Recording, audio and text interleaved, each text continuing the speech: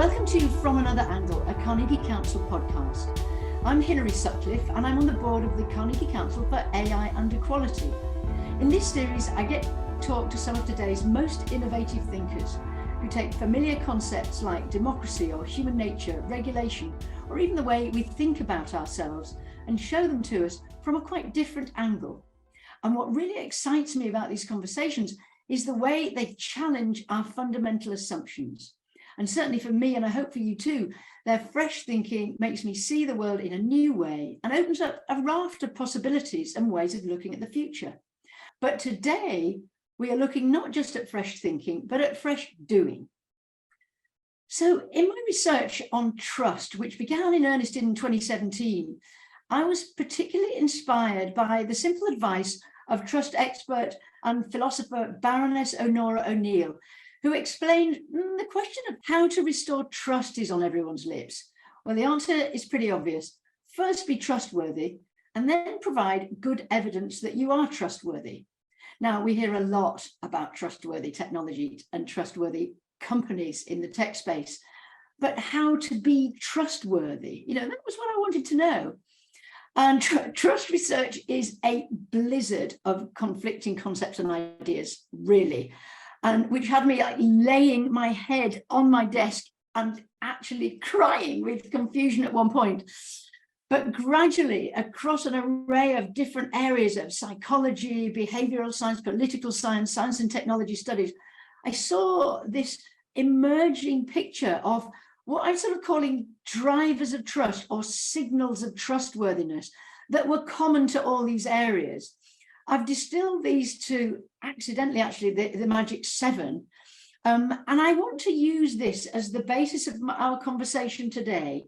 These drivers of trust are intent, which is not totally self-serving, integrity, openness, inclusion, fairness, respect, and of course, competence. If you aspire to all of these, but you're not competent in delivering them, then trust is also lost.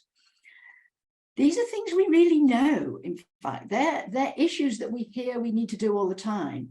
So as part of my work on trust and technology governance, I've been looking at the processes of those organizations who are taking responsibility and trust seriously from the start, and trying to find out what they do and how they do it. So today we're looking at trust and tech development from another angle.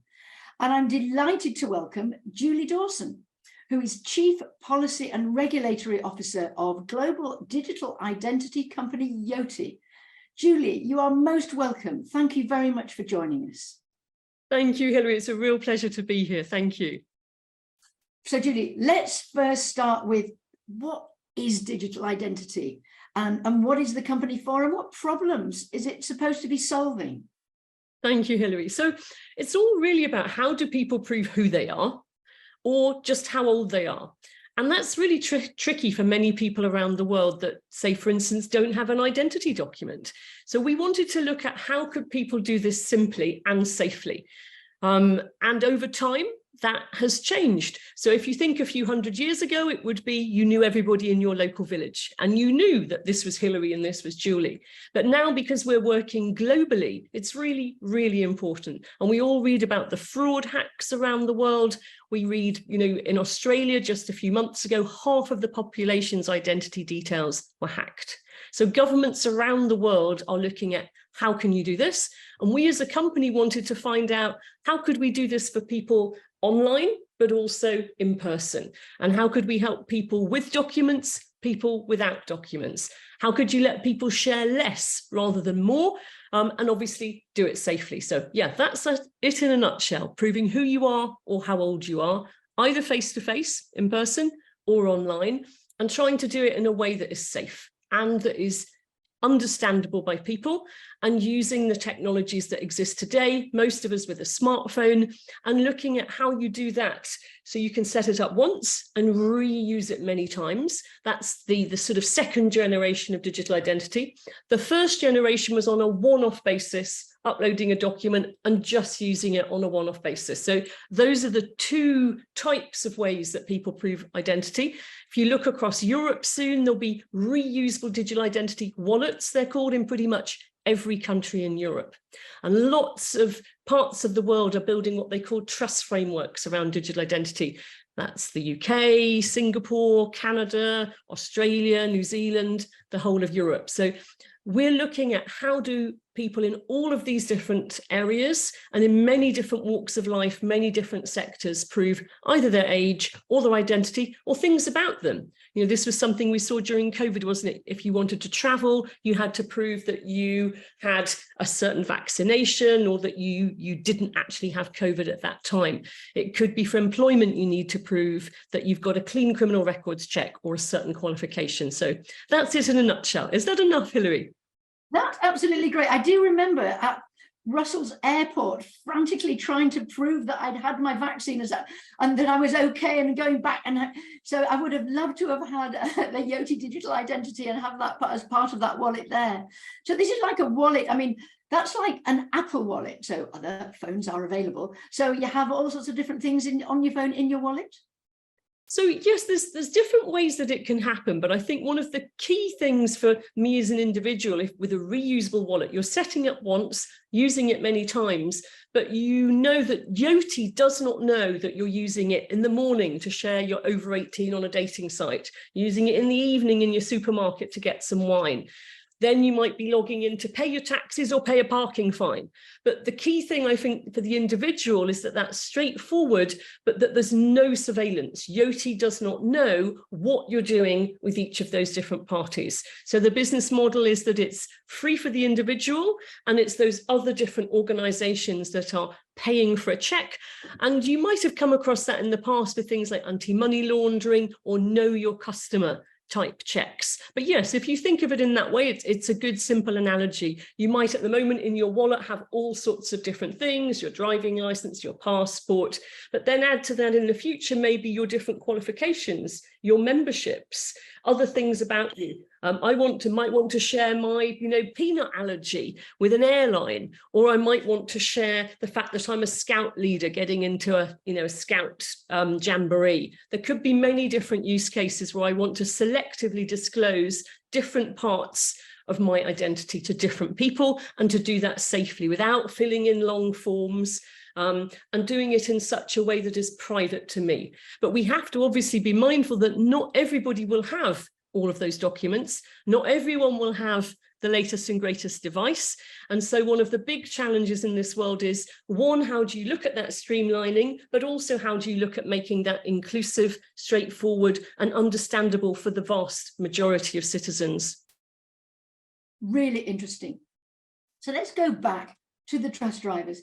Let's start with intent, because when I looked at distrust of companies, often that comes when we feel, and often rightly, that they're really all about making money at the expense of their customers or society. And so often companies start from the perspective of technological possibility. I've got this check, like a hammer looking for the name. What can I point it on yet? Oh, no, I haven't pointed at that. But Julie, you started with the problem in mind in quite an intriguing way, and then it grew through your engagement with stakeholders. So just tell us a little bit about that. Yeah, I think there were two little genesis points way back. So one of our founders ran obstacle races where you'd have hundreds of people lining up in a muddy field, the A to J's here, the J's to Z's there, having to prove their identity and sign a health waiver in case they had a heart attack going around the race, and hope they get their document back a few hours later. And the other founder was doing onboarding for gaming companies, and saw that it was actually hard for people without documents, those thin file people. And it was also easy for people, bad actors, to impersonate. And it was a pain in the neck for both sides, both for the company and the individual. So they started to look at, well, how do we solve this in person? How do people prove they are who they are? And how do we also help the issues online? So we actually started by speaking with lots of people, and we found out all sorts of different things where people were having issues. So it could be somebody, how I'm a young person, I've got to visit a parent in prison, I don't have any ID. It could be somebody saying, I don't want to send my 15-year-old to the cinema with their passport. We're going on holiday in 3 weeks. Why is the cinema requiring a passport? He doesn't have anything else, or she doesn't have anything else. we saw that there was 1 million driving licenses lost and stolen in the UK each year, 400,000 passports with people losing them out and about, you know, be it at Glastonbury or be it, you know, on nights out. We saw that there was increasing verbal, physical and racial violence to shop staff at the point of proving age. Lots of different little vignettes we got from people. But when we boiled it all down, we saw that this area of how you prove who you are, and then how someone else trusts that you are who you say you are, or as old as you say you are, was actually quite broken. So that was the genesis of what we looked at. How could you make that simpler? How could you make it something that someone would trust? But the more we looked at it, we saw, obviously, it's a really delicate area. It's really sensitive from that perspective of not everyone will have the document, not everyone will have the right device. There will be people with different disabilities, and it's got to be something that is inclusive of many different ages or gender, disabilities, nationalities. So it's not an easy gig to get started with. I bet it wasn't. That is fascinating. And great, from this approach, we can see that inclusion, which is one of the most important trust drivers, is part of the way the company started, but also it's something that you've taken on an ongoing basis. Is that correct? Yeah, and I would say by no means is this, you know, perfect. Like any company in the tech area, we're striving to have a better balance of people with different disabilities, gender, nationalities, you know, all the different elements, because if you're serving people globally, we've got 13 million people that have set up our reusable digital identity. You've got to be as reflective and thoughtful about the range of people that will use your tech. So you've never finished on that journey. You're continually looking at, you know, what more you can do, both internally within your company, but also looking at how can you make the services more inclusive. So, for instance, one of the things we looked at was, well, some people aren't comfortable using a document-based approach to prove age, and then some people just don't even have a document to do that. They might not have it with it. Someone might have a controlling partner, but for a whole range of reasons, people might not be able to prove just their age. So that was when we started to look at some other approaches, including an AI approach for just proving age.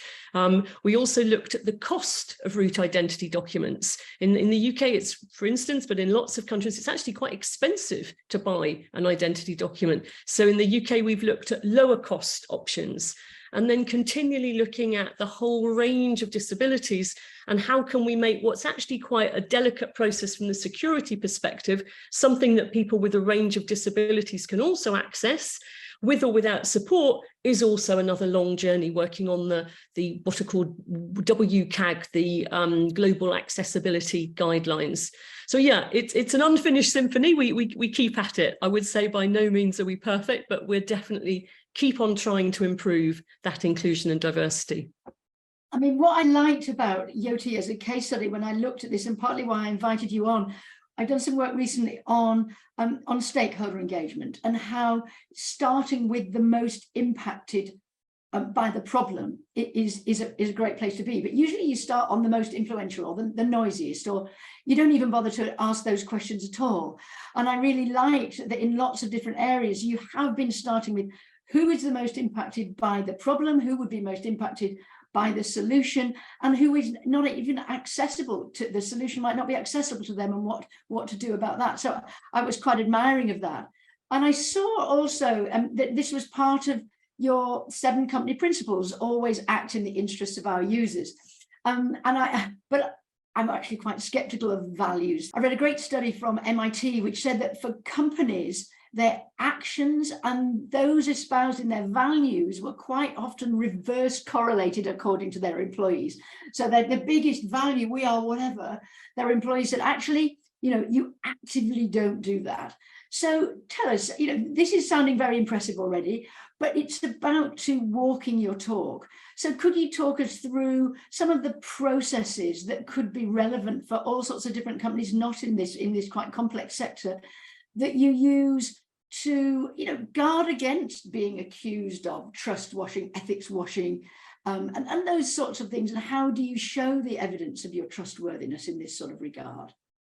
Yeah, you're right, Hilary. It's really not straightforward. And every day it's something that in my role, I keep looking at what more can we do, and how can we ensure that new people in the company understand this commitment that we've made.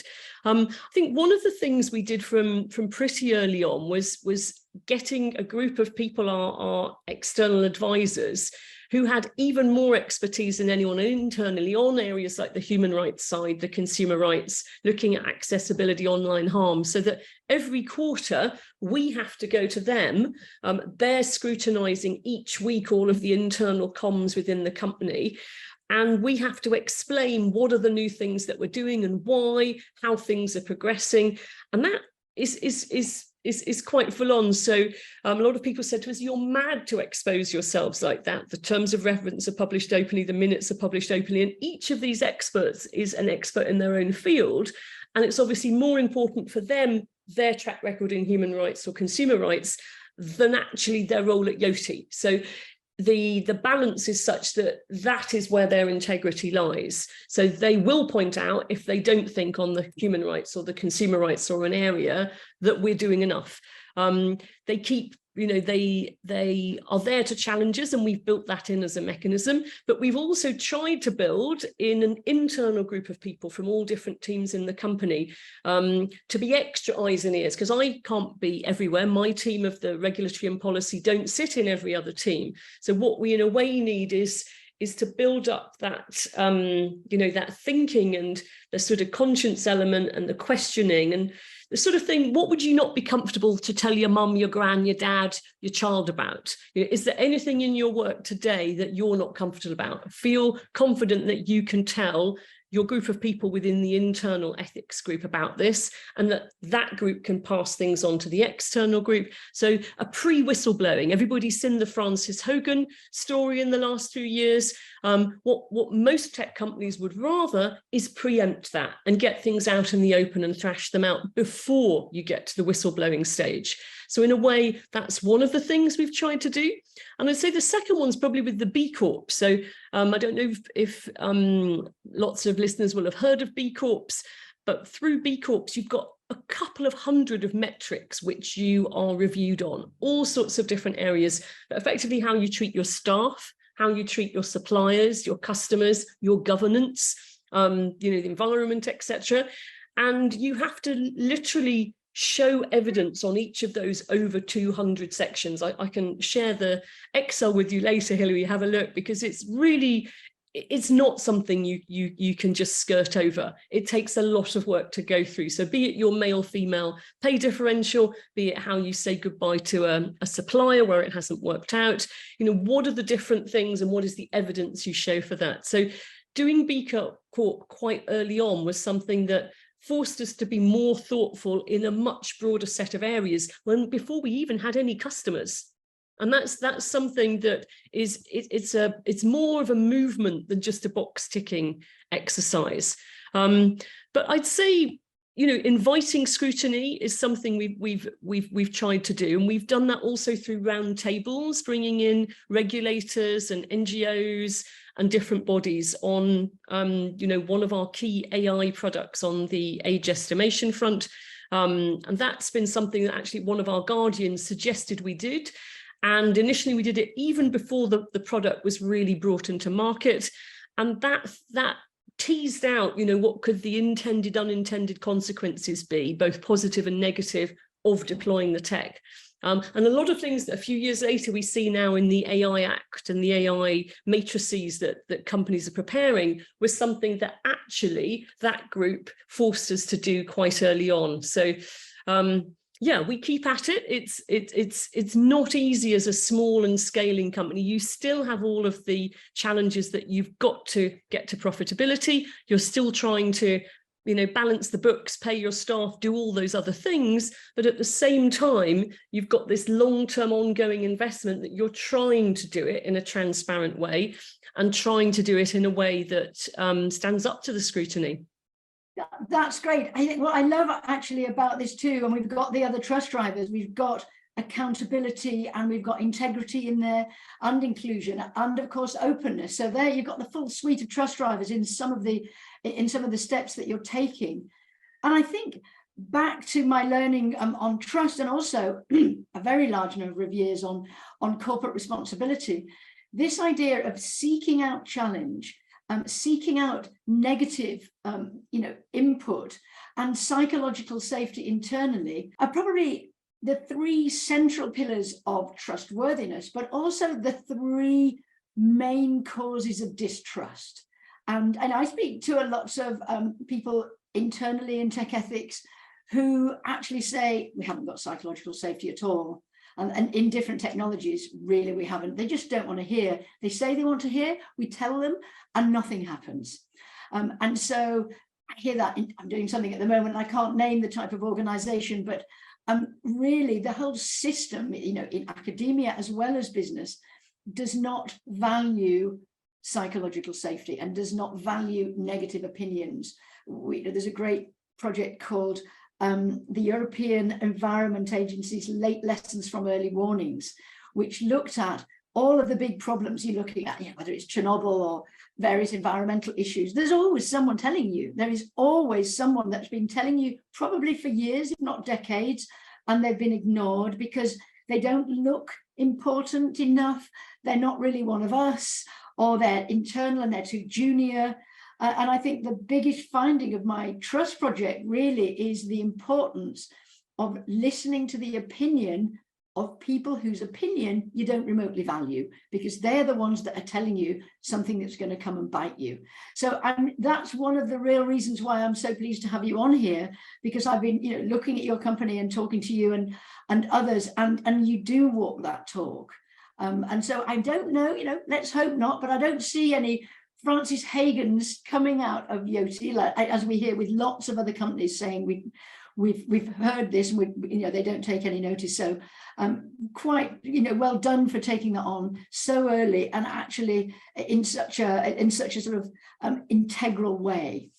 Well, we try. But pride comes before a fall, so we try not to say that, because in a way, trust is built really, really slowly. So for us, most of the time, we're trying to keep the head under the parapet and just keep at it, rather than actually celebrate, because that, I think, then is the moment when you lose it. So we rarely, we try just to keep at it bit by bit by bit, small step by small step. Because that's the only way to go about it, really. And there's never really a moment when you can actually say you've ever done enough on any of the different axes. So, yeah, I think we just keep at it. And we'll say, well, that's about as self-congratulatory as we could get. Well, that's why I actually was very grateful that you came on, actually, because, you are putting yourself above a parapet by talking about this in the round. And so thank you very much for taking that chance on this podcast as well. So, the tech story is not black and white. And I think your areas we've seen is particularly complex. And regulation is one of those areas. And I think, like many tech companies, you are ahead of the regulators. And there are ethical dilemmas there. I know, you have to have good quality regulation in such a contentious area. There is existing regulation in all sorts of different areas. But also, if they're not really anticipating properly the regulation, or if there are different actors in the sector who don't really care, you have to take the lead on regulation. And then you can very easily be criticized for being too close to the process, capturing the process. So this balance of leading to get the right regulation and being seen to capture is tricky. But I know you had thought about that and you've been doing some work in that area. So tell us how you're trying to juggle that. Yeah, so I'd say in some areas we were ahead. I'd say, however, there has long been regulation around anti-money laundering, know your customer, for safe financial services and gambling. I'd say one of the things that has changed, however, is governments around the world are looking at, where the emperor had no clothes, basically, with the old forms of identification. So if I were to buy online a cheap fake passport, or a cheap fake driving license is probably the cheapest document. Or say in today's world, I'm a bad actor and I go and look at a lost or stolen version. I look at details from hacks. because all of that is out there in the wild, that's why we have to think differently. We've lived through the Equifax hack. People in Australia have lived through the Optus hack. A lot of data is actually out there, and people can buy fake documents, they can buy counterfeit documents, they can buy or make tampered documents, and some of them will apply for fraudulently obtained genuine documents. So because of all those reasons, the old-fashioned sort of gospel truth in, oh, this is an identity document, must be great, doesn't really wash anymore. So you have to look at, is this document actually authentic? Is it actually Hilary that's presenting this document, as in, say, a driving license or passport, or is Hilary presenting someone else's document? And if that is actually Hilary's document, has she tampered with, say, the 6 or the 8 at the end of some digits to prove that she's over 18 or under 18, something like that? So many regulators around the world for a long time have had a bit of an ostrich approach and wanted to say, oh, it's a document, it's fine. And we saw just as recently as in COVID that, for instance, I could be applying to host a Ukrainian refugee, or I could be applying in COVID to be a volunteer. And it was just saying, upload a document. Well, I could actually be uploading this, cinema ticket thing I've got here. If nobody's actually going to check that's actually an identity document, or it could be a kiddie's Legoland driving license if you're not checking that it's actually a valid license, or it could be Fred Bloggs' license and not mine, a whole range of different circumstances. So one of the things in our world is looking at, is this an authentic document? Is it the same face in this document as on the actual one? Is this a live face and not a mask, a 3D image, a hologram, a fake or synthetic image? And then do all of the different elements stack up? You might have to check, in addition to a driving license database, a database of lost and stolen or fraudulently obtained genuines. And that's the sort of thing, when you're looking at the fraud landscape, that companies like ours do. So yes, in some respects, there have been a long time regulation around how you might do gambling, or how you might do travel, how you might set up a bank account. However, looking at digital identity and how that fits into the mix is partly because of this fraud landscape that has evolved. And now there are a range of other sectors, the whole of the online safety sector, areas of discussion around age-appropriate access, which are changing.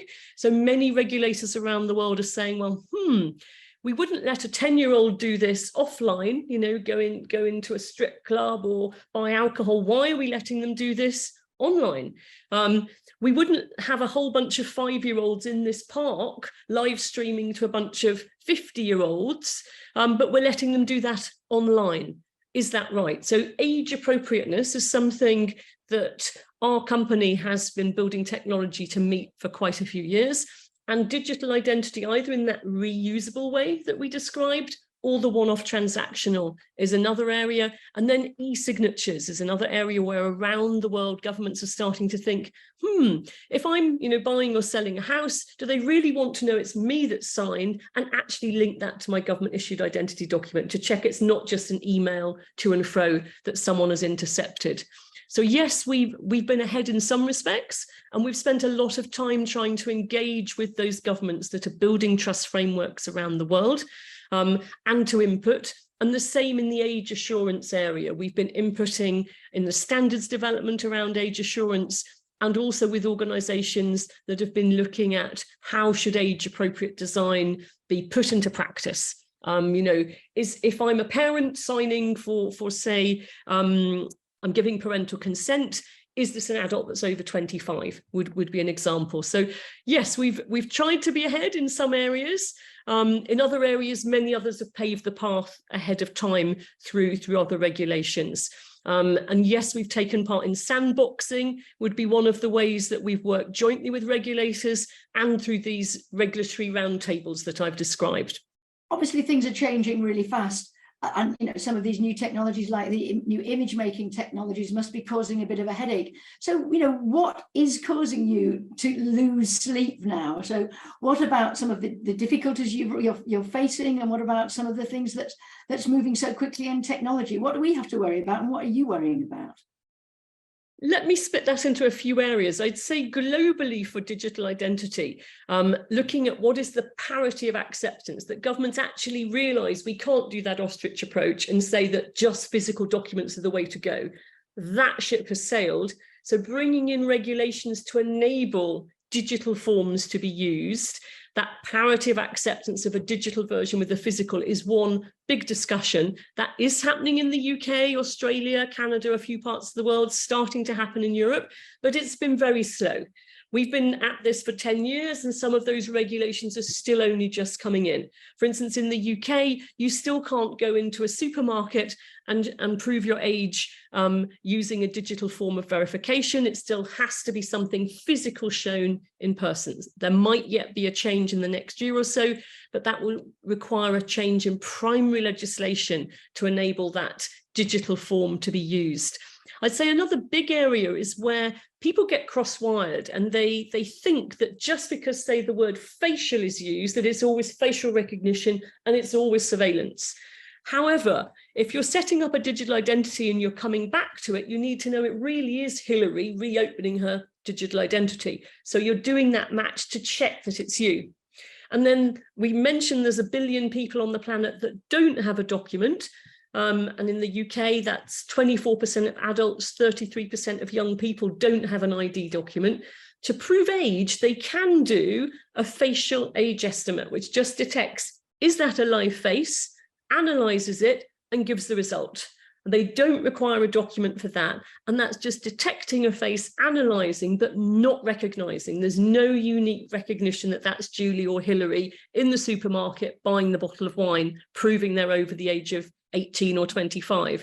So we spend a lot of time explaining the difference between a facial recognition and a facial age estimation. We spend a lot of time talking about liveness detection, that there are really good standards, for example, by NIST, the National Institute of Standards and Technology in the US, where they give 1,000 attacks against your system, and you have to literally withhold 98% of them in order to get that NIST level 2 for liveness detection, which is crucial within both the digital identity, but also within the facial age estimation I've described. So we have to spend a lot of time with journalists, with regulators, with civil society groups, explaining how you do this anti-spoofing, explaining what's broken and not perfect with today's world of showing a document, so hence need to rewrite some of those regulations, but also explaining under the hood what is under the hood when there's a document check. So you're checking that liveness, you're checking the document's authentic, you're checking the face match, you're checking security features, you might be checking lost and stolen databases. So we have to explain all those things under the hood, and that in person that wouldn't be happening. Because this is done digitally, that can happen in the background, but then that has to be checked and audited independently to see that it is happening, and it is happening for the right use case. So those are some examples, without being exhaustive, of the types of things, that parity of acceptance and explaining the nuances around recognition, estimation, and liveness detection. Interesting, very complicated area. And I'm sure there's a million questions that listeners would be asking that I should be asking that I haven't asked. But let's just think finally, I mean, this can't have been a smooth journey. Could you give us some insights about what has gone wrong and what you've learned and what you would have done differently? And perhaps what advice you would give to other businesses looking to put trustworthiness at the heart of what they do? And you know, talking to others as well, getting bombarded with different perspectives and people disagreeing, and you know, it's tough. It's really tough. So any lessons for the rest of us trying to do that as well? Absolutely. No, there's lots of things for 2020 hindsight that we would probably have done slightly differently. So we tried to build our reusable digital identity right from the get-go, which was probably slightly too early for regulators, consumers. They all took quite a bit longer to get around to that way of thinking. So it was great for experience. We got a lot of lessons learnt, but the world was still in that transactional do it once and have to keep on redoing it. It's only just now catching up to that. So we kept asking way back in 2014, 2015, if I were to do a check to the electoral roll that Hilary definitely was on the electoral roll and over 18, I wouldn't expect to see a little photocopy of that or a little screenshot of Hilary on the electoral roll. Yet with a document, we saw that that was continually asked for, a copy of the actual passport or driving license by, say, a fraud compliance officer in a bank or insurance company. They didn't trust the fact that a check had previously been done. We kept saying, oh, data minimization, surely that shouldn't be necessary. But actually, a lot of this is change management, and it might take 5, in some parts of the world, it might take them even 10 years to come to that conclusion. And compliance and fraud managers aren't probably on the earliest of the adoption curve, and they never got fired for choosing IBM and never got fired for choosing what had worked for the previous 30 years. So one of the things we had to understand was what was the market ready for, and how do you start that education and thought change management process of explaining, why identity documents have got some flaws, and how data minimization can work. So that would be one thing. We set up our Guardians Council, which we've described.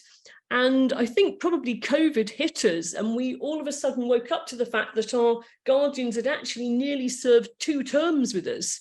And now we're in the process of having to get our next Guardians found up to speed over this next 12 to 18 months to keep on, pass on the baton. So if we'd have been more prescient in the midst of COVID, we would have thought about that a little bit earlier.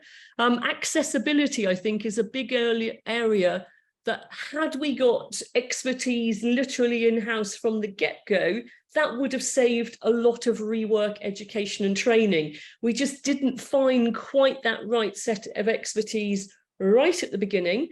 And one of the things that organizations that build these products, I think, are only learning later is the sooner you do that, the better.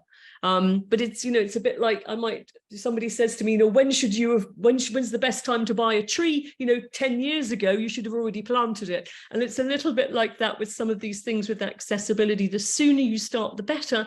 But ideally, you should have started right on day one, rather than building it in, retrospectively. The B Corps that we set up was really hard to do right at the beginning, but actually it did force us a lot earlier on to think more broadly across that governance, staff, suppliers, customers, environment, which we would never have managed off our own bat. It really, really did stretch us. It wasn't at all easy, but I think it was something that was really inspiring to meet other B Corps from all walks of life, be they a plumbing business or a cafe or a law firm or someone like a Danone, to see how these companies of such different sizes and sectors were also trying to tackle this journey. I think there's there's other ones like that. There's the Better Business Act. There's things like looking at how you can be a disability confident employer, living wage, fair tax, look at things like the Employers Initiative on Domestic Abuse, how you employ a diverse set of staff through, things like Tech Talent Charter. Lots of those are things that I think a company, even at a very small scale, can start to look at and think which one of those can help us on our journey, because that will also help you attract staff that have a mindset that appreciate that. And I think that's one of the things that is also a self-fulfilling prophecy, is if you start going down this route, the staff you attract will also be ones that are who are wired to appreciate that. Yes, I think a lot of what, as you call them, trust marks. I mean, some of them there's a lot of organizations that sign up to a lot of initiatives, and we have 167 principles for AI at the moment. So those are trust marks in one way, but they're also considered sometimes to be just greenwashing. So it's difficult. It's a difficult balance for you guys, for people who are trying to do things right, because providing this evidence of trustworthiness is not straightforward. It's not straightforward. And I think, but interesting from your point of view, how trust is so important in this area. And the more we hear about, online hacking, perhaps the less likely we are to trust digital identity, perhaps the more. I don't know if you're finding that sort of the trust in your sector and in yourselves changing in the way that the trust in digital technologies as a whole changes and wafts and wanes. I don't know, how are you finding that? It's a really hard one there, Hilary. I'm trying to tease that apart. So one of the things that we've seen through taking part in 2 of the citizens' dialogues, so we took part in the Ada Lovelace Citizens Biometric Council, and we also took part recently in one from the Department of Science, Innovation and Tech with UK citizens about digital identity. And those each time were a real, a real kick, basically, because you had people in a very raw fashion, very unfiltered, saying exactly what their beef was, what their issues was, what they were concerned about. And that was so unfiltered, it was really refreshing. And we could only really have accessed that in that fashion, because I think if someone had come into your office as in a focus group, they're not going to be quite as raw and brutal as that. So I think it's been really good to have the chance to participate in those, whereby it's brokered so that people feel they can, in an unbridled fashion, say exactly what they do and don't like about something. And I think that plain English angle is something that, again, is a good bit of advice, and something that in both of those people said, don't bamboozle us, give it to us straight, put it in straightforward English. And that was actually something when we were bizarrely working on the age appropriate design things, that it said you've got to devise everything for a reading age of about 10 or 11. And actually, if you do that, looking at what broadsheets aim at, it's the exact same thing. So we should all be looking at how all of our comms are written in a straightforward, non-patronizing, but straightforward fashion, because then, be they a young person, be they someone of whatever different first language, they can understand the concepts. And you find the same with regulators. The more straightforward, the better. Absolutely. That's something that's very integral to the trust driver of openness.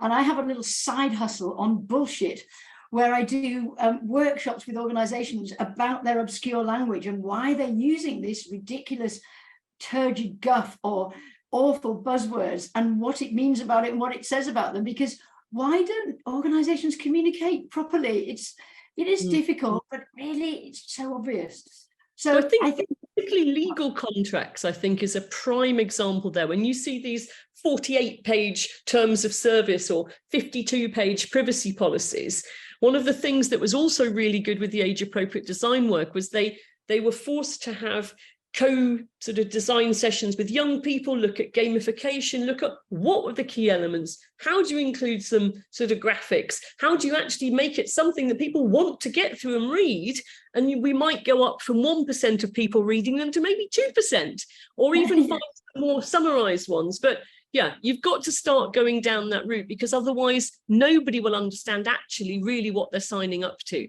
And the same, I remember a classic one when we worked with young people, they didn't understand what a third party was. Now, probably if we'd done the same with a bunch of adults, they might not have understood, but they might have been too ashamed to say, and might never have given us that feedback. But by doing it with a group of 10 to 14-year-olds, we got some really brutal feedback.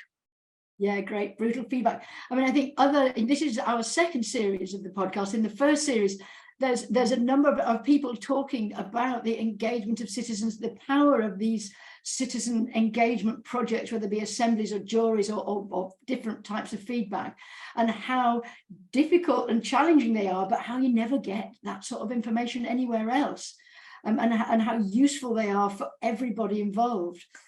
I've always been interested in how you use your Guardian Council, how they contribute, and how you make these balances in some quite tricky areas, particularly in the public interest, where what might be in your interest may not be in the public interest. Could you perhaps give us some examples of that? The whole area of voting has been one that's been is very delicate. So in the UK, one of the things that was proposed was, should ID be mandatory for voting? And you could say, oh, you're a digital identity company. Of course you want there to be ID for voting. But when we looked into it, we thought, should the two actually really be linked when the evidence is very mixed about that? So our end view was, well, we didn't really see a rationale why the two should be coupled. Should that be brought in? Should there be consultation? Should it be made mandatory? Then downstream, if people want different ways to show it so they're not losing their documents, and perhaps there are lower cost ways of doing it through, say, a citizen card, perhaps, but we wouldn't want to go out ahead of time and say, yes, this is brilliant, we think there should be ID for voting. And another area our guardians were really hot on was this area of should electronic voting be supported by digital identity? And that could be looked at in a couple of ways. So if it was an elected representative, say during COVID, and you've got people of all different ages as part of some chamber and they're remote voting, we thought potentially. However, with citizens voting, either at a booth or remotely, one of the things that we'd heard is that you could get terrible fallout. So say you've got country X, you'll always have a winning party and a losing party. And our guardians were really concerned, even if our technology did what it said in the can and allowed Fred Bloggs and Mary Smith to actually vote, one side that won and one side that lost, you could find that you get terrible fallout because of the fact the side that lost wasn't happy. So they said to us, voting can be so emotive and toxic. For the time being, only get involved in elected representatives voting and stay away from citizens automated voting. Maybe look at it again in 5-10 years, but their strong view, particularly from our representative who was a human rights specialist in Latin America, was there've been so many sort of turbulent experiences of voting with identity in Latin America that it was just too toxic. So that was one of the areas where our guardian said, stay clear for the time being. And probably the other area that they spent a long time with us looking at was around how could our platform be misused, and how could the trust in the Yoti platform be something that could be abused. And this was really difficult because you might say all the digital identity should be doing is saying this is definitely Julie or definitely Hilary, not that I'm a nice person or that Hilary's a trustworthy person. However, should I be going on Lego, going on a marketplace and selling Lego and then battering that person unconscious in a car park several times over? That in a way could be taking away the trust of other persons, saying, oh, well, this person was Yoti verified and they did the following. So we spent probably the best part of 18 months with lots and lots of different views for and against. And in the end, we said, well, if you had a nightclub, you'd probably have your own sort of rules of how you run that nightclub, what the dress code would be, what the behavior code would be. So we decided that we would say, well, if it's just proving who you are and no one else is involved, like opening up your bank account, paying your parking fine, accessing a payment or a disabled parking spot with your digital identity that only involved you, that you should always be able to do.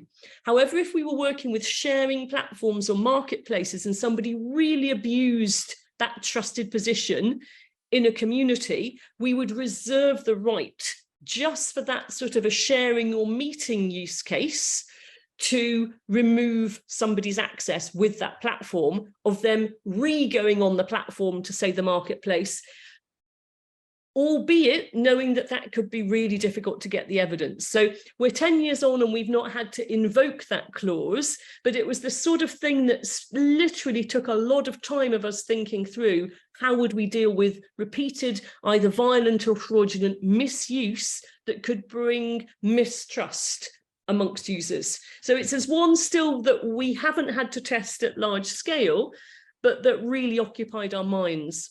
So that's fantastic. I mean, let's close it off, Julie, with just one final thing. I mean, if you had to give one lesson and one, please, to listeners, particularly companies who might be looking at these steps themselves, what would you give them? What would you suggest? I don't know if I can think of one specific silver bullet, but, just keep listening. You've never got to the end. But if you can build mechanisms to let your staff tell you what they're not happy with, let your clients, your suppliers, your peers, you know, round tables or others, you have to open up the door a bit for that, open up the kimono, open up your offices, and look at different ways where you are basically inviting yourself to get hammered and scrutinized, because it's better feeling that pain early on and getting bad feedback early on than later. So I think, you know, that is probably the biggest one. I think that early stakeholder involvement makes it sound very nice and shiny. It's not. It's quite hard. It's asking. I know, you know, we've got some sessions upcoming where we're speaking with some NGOs. We're speaking with some people in difficult stages of their lives. And you're trying to get some raw feedback. So I think finding ways to keep on with that listening and being open to feedback is probably one. That diversity and inclusion, I would definitely not say that we're perfect at that, but if your staff is all built in the same way, they're not going to be able to build a product that serves a global community. And yeah, probably the plain English one would be the final one. If you can express something so that your child, your parent, and a very time-poor politician can all understand it, then it's much more likely to be digestible.